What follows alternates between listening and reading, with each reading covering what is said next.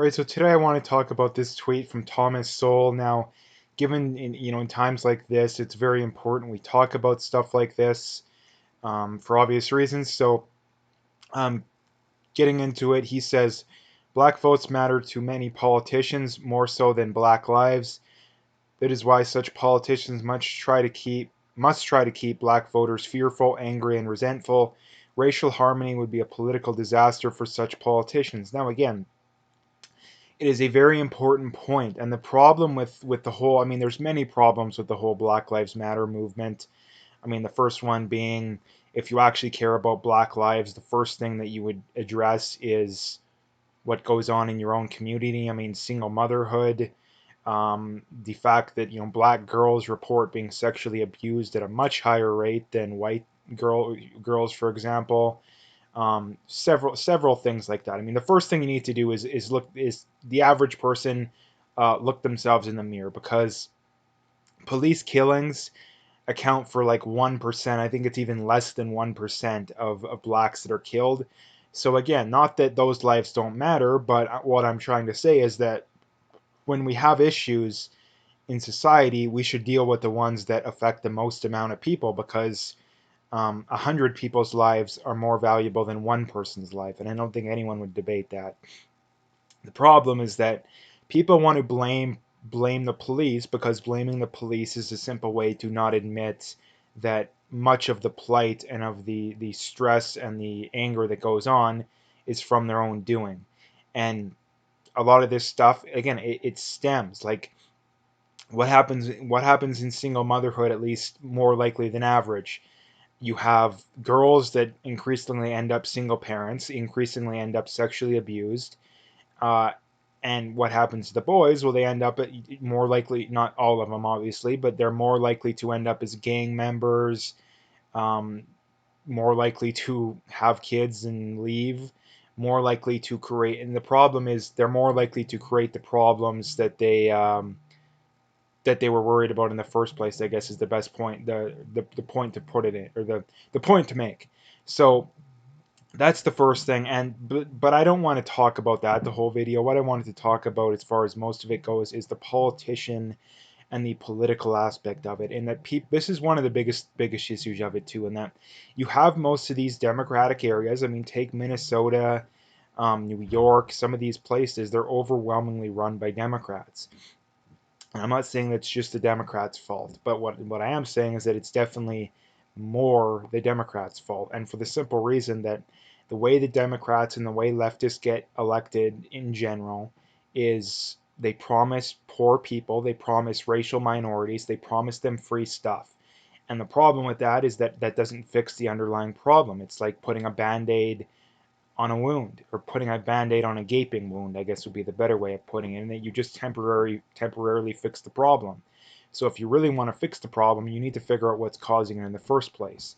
Just handing a poor person money doesn't fix the fact that they're poor. It's the give a man to fish, teach a man to fish scenario, that just giving people money when they're poor, it's not going to fix the problem, because they're going to stay poor forever, because they view it as getting a job and working, making the money for themselves, as losing a lot of money, because you're losing that money that you don't have to do any work to get. And the problem with that is that the kids of those people see the same thing, and they continue to exploit the system. And okay, the kids of those kids. And the problem is the cycle continues and it never gets better. So that's one aspect of it. There's plenty of aspects of it, but the whole point being is that we need to have different policies.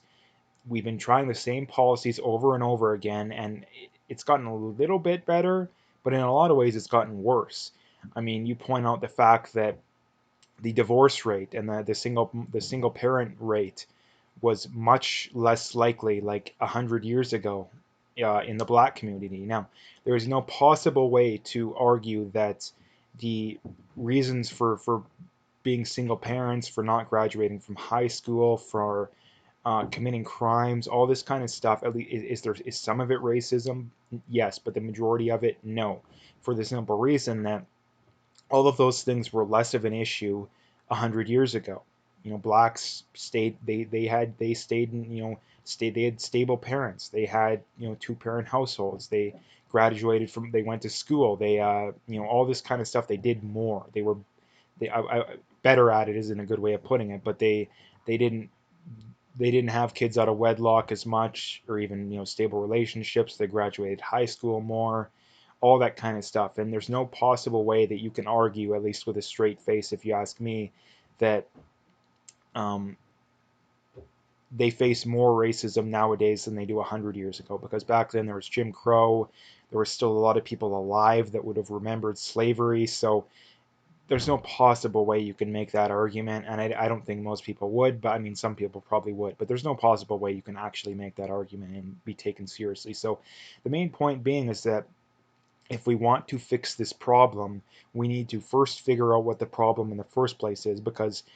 fixing racism amongst police will do a single digit percent increase in the issues facing the black issue, the black community. Will it help a little bit? Yeah, but it will be such a small difference that it will be hardly noticeable. So again, if we want to fix the problem, yeah, we need to have some reforms within the policing system, but a perfect policing system, guess what? Blacks would still overwhelmingly, or be a lot more likely to have kids out of stable relationships. They'd still be much more likely to not graduate from high school, still much more likely to be on welfare. And those are the real issues facing the black community. So why is nobody wanting to fix it? That's probably a question a lot of people are asking. Well, it's for the simple reason that the left, that's the only way they get elected, because they don't want to actually do the nitty gritty grunt work to actually get elected through honest, you know, the honest way, the good old fashioned way. They just want, most of them just care about power. They care about enriching themselves. So what do? They promise people free stuff to get elected. And a lot of it they don't even intend on going through with. They just care about the cushy six figure, a lot of them even seven figure salaries. So that's the problem, is that they're not held accountable. And the other problem is that for the right is that too many of them are afraid of being called racist, so they don't address the issue either. And some of them do, and a lot of them do a good job, at least compared to the left.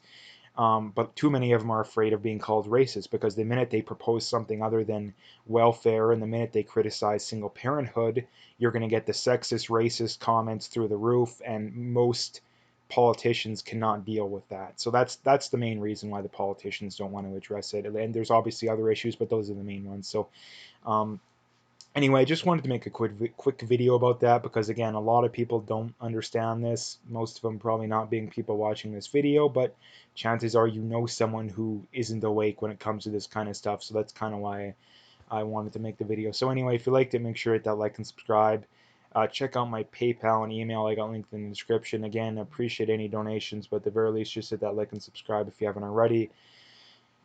And last couple things, as always, check me out on Twitter if you haven't already, and check me out on BitChute. All the links are in the description, so you can find them all there.